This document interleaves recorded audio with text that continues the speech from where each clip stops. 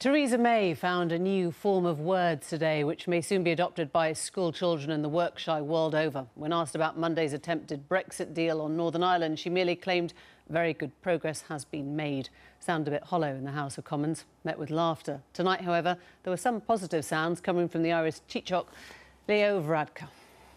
I agreed to examine any text that they would put forward in a positive light, understanding that it is in our interest as a country to move to phase 2, because that's when we talk about transition and trade and aviation, all those things that are so important to Ireland. And I want to get back into a space where we have very good relations with the United Kingdom again. So I agreed to look at any text with an open mind and with a positive outlook.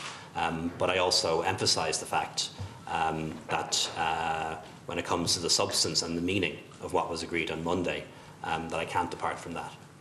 Leo Varadkar, well, our political editor Nick Waters here. How do you think those words will be greeted in Downing Street tonight, Nick? Well, important intervention by the Taoiseach saying, I'm open to new wording, but it must be in addition to the current wording. Now, the Prime Minister, Theresa May, she wants to avoid what happened at the weekend when the DUP were not shown the wording. So she's consulting the DUP on the text, and she is also talking to Sinn Féin.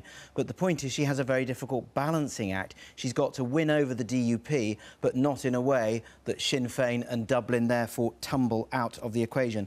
And I have to say it is looking very difficult. I spoke to a DUP source this evening who said the existing wording is absolutely toxic and has got to go. I spoke to another DUP source who said they do not like the wording.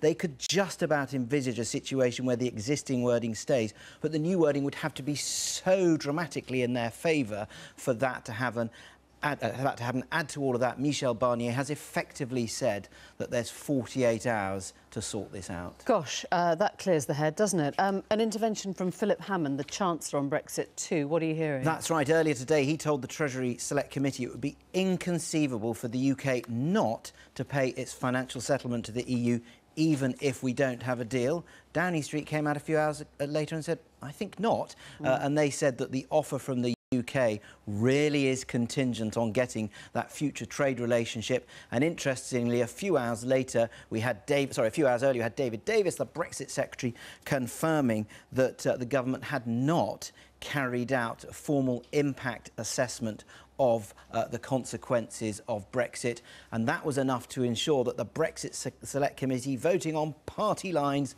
voted that he's not in contempt of Parliament.